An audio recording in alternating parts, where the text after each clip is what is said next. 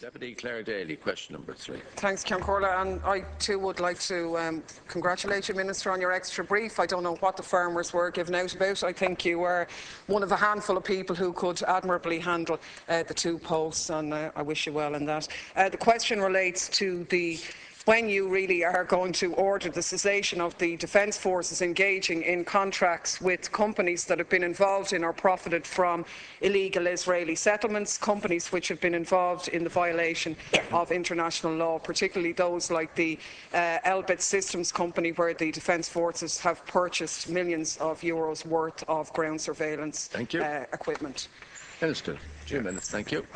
Well, first of all, thanks for your good wishes. I appreciate that. The primary purpose of the procurement of defence equipment by the Department of Defence is to maintain the capability of the Irish Defence Forces on overseas support operations and to afford the greatest possible force protection to Irish troops when they're on such missions. The need for such equipment is self-evident given recent events. Tender competitions for defence equipment for the Defence Forces are conducted by the Department of Defence in accordance with the EU procurement guidelines and with the EU Code of Conduct on export controls. Accordingly, competitions are open to any individual or country in accordance with the terms of all UN, OSCE and EU arms embargoes or restrictions. There are no such restrictions or embargoes in place on Israeli companies. In following these guidelines and codes, the Department of Defence must deal impartially with all companies that are entitled to enter this procurement competition and must evaluate tenders on the basis of objective criteria. The principle of competitive tendering for government contracts is used. The principle of competitive tendering for government contracts is used by the Department of Defence for the acquisition of defence equipment for the Defence Forces.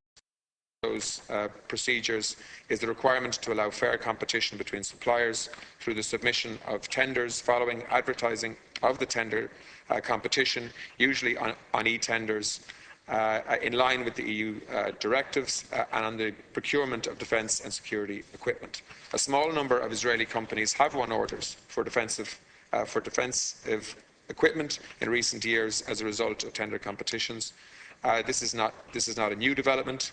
In each case, the contract was awarded by tender competition on the basis that that company concerned had submitted the most economically advantageous tender.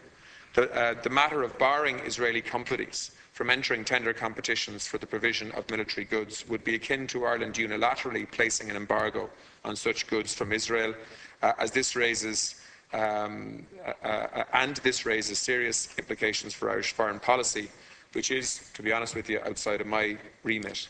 As the Deputy is aware, trade policy and market access are largely EU competencies, and any restrictions or bans on imports from any particular country would have to be at a concerted EU level. Thank you. The Irish Government has consistently been opposed to proposals for trade, diplomatic, cultural, academic, sporting or other boycotts of Israel. In the absence of a general trade embargo of Israel, the Department of Defence cannot unilaterally preclude Israeli companies from participating in tender competitions for military or any other types of goods.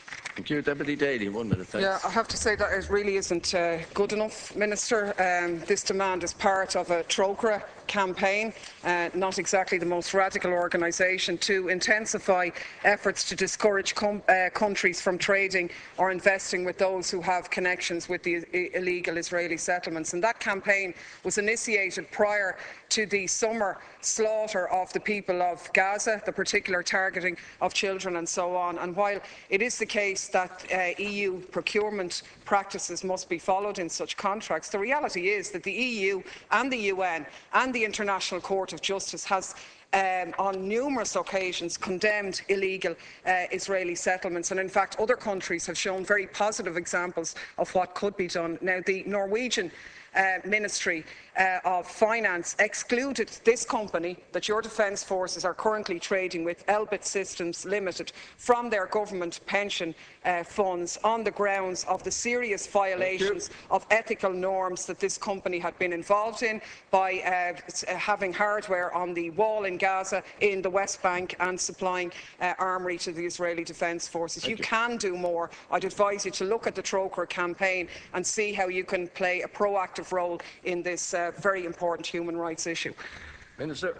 Yeah, I think it would be helpful just for the information of the House to give you some details on the kind of equipment that we are, that we have purchased through the tendering procedures from Israeli companies.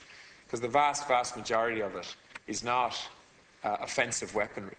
We're talking about X-ray equipment for explosive ordnance disposal duties. This is about ensuring that we can dispose of things like landmines and bombs and so on. Helmets for personal protection. Unmanned aerial vehicles that can allow us to improve our surveillance and again protect our troops when they're in difficult situations. Ground surveillance radars.